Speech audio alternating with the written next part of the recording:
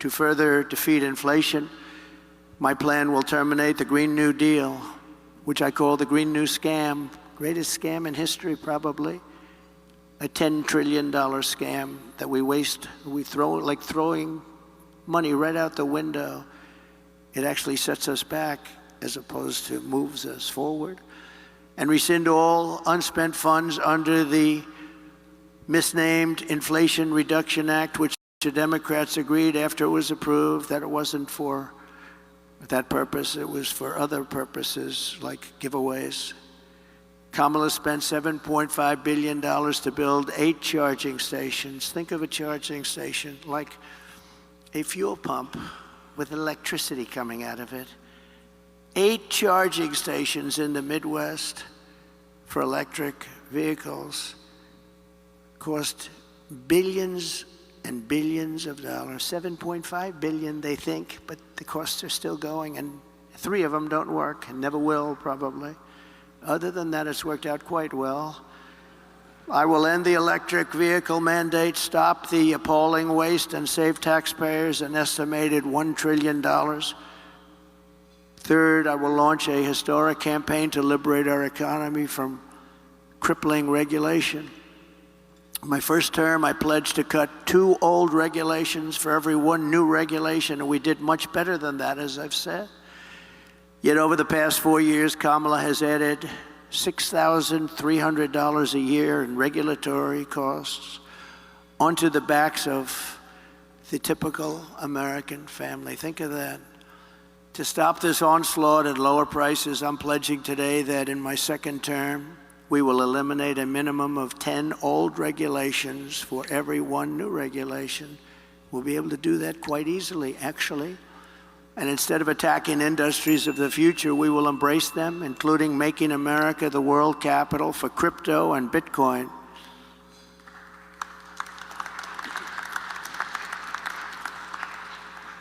Fourth, at the suggestion of Elon Musk, who has given me his complete and total endorsement. That's nice, 'cause he's a smart guy.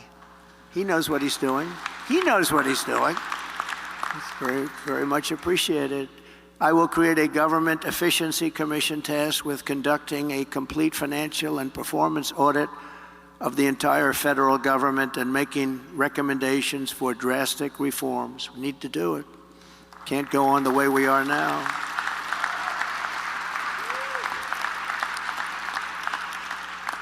And Elon, because he's not very busy, has agreed to head that task force. Be interesting. If he has the time, that'd be a good one to do it, but he's agreed to do it. In 2022, fraud and improper payments alone cost taxpayers an estimated hundreds of billions of dollars. As the first order of business, this commission will develop an action plan to totally eliminate fraud and improper payments within 6 months. This will save trillions of dollars, trillions. It's massive. For the same service that you have right now, trillions of dollars is wasted and gone, and nobody knows where it went. Further taming inflation and bringing prices way down. The 5th pillar of my plan is to make the Trump tax cuts permanent. They are massive tax cuts, biggest ever, permanent. And to cut taxes even more, and we will have no tax on tips, something which they copied 4 weeks after I said it. She got up and said, no tax on tips. I said, I just said that. She is actually copying a lot of my plan. In fact, we're going to send her a MAGA cap sometime in the next week. We're having a special one made. But we also know she doesn't mean it. She's going to stick with what her whole life has been about. And also, no tax on Social Security benefits. People on Social Security have been wiped out by inflation, and now on top of it, we tax their benefits. We're not going to tax their benefits. We have so many different ways of making so much money. This country, the potential is so incredible. We don't have to take it away from people on Social Security. We're not going to do that. We're going to save Social Security. She's going to destroy Social Security. Under the Trump administration, we proved that targeted tax cuts do not increase the deficit. They reduce the deficit by growing the economy and raising revenue. After we gave the massive tax cuts, we took in the following year with a much lower rate, billions and billions of dollars more than we did the previous year with a high rate. Think of that. So with a much lower rate, we took in more money because people were incentivized. Corporate tax revenues are 31% higher today than before my tax law was signed. With all of those cuts, 31% higher. To further support the revival of American manufacturing, my plan calls for expanded R&D tax credits, 100% bonus depreciation, expensing for new manufacturing investments, and a reduction in the corporate tax rate from 21% to 15% solely for companies that make their product in America.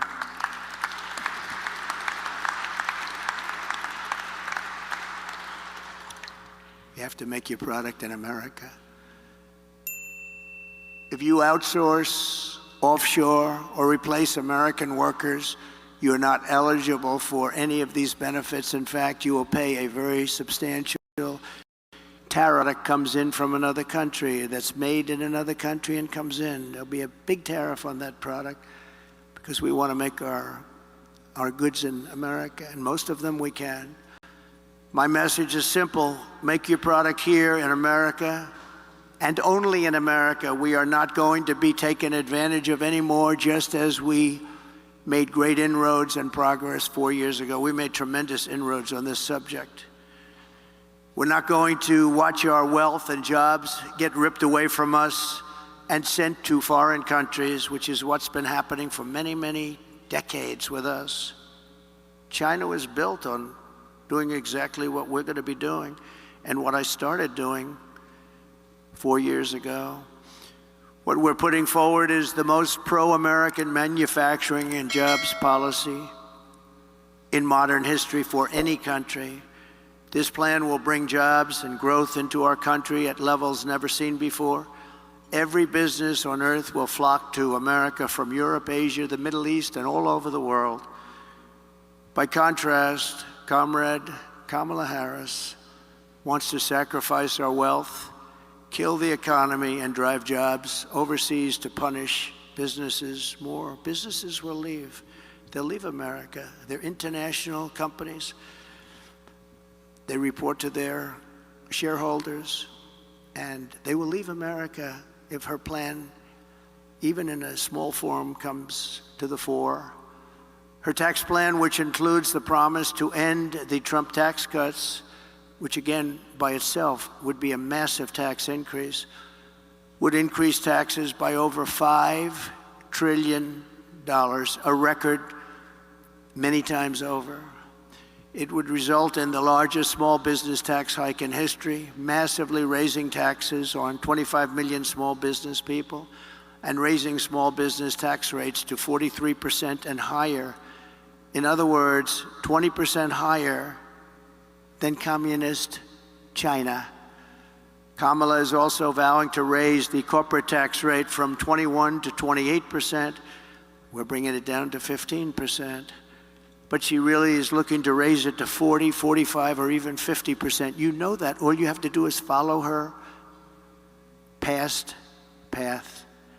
Radically raise the capital gains tax rate, which she wants to do, and they don't even want to give a number.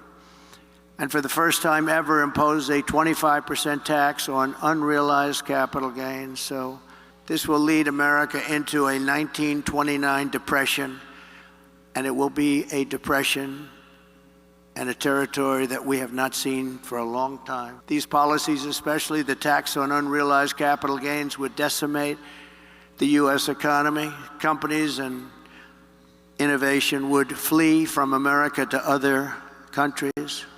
These are not the policies designed to create a prosperous America. These are policies to turn the United States into Venezuela on steroids.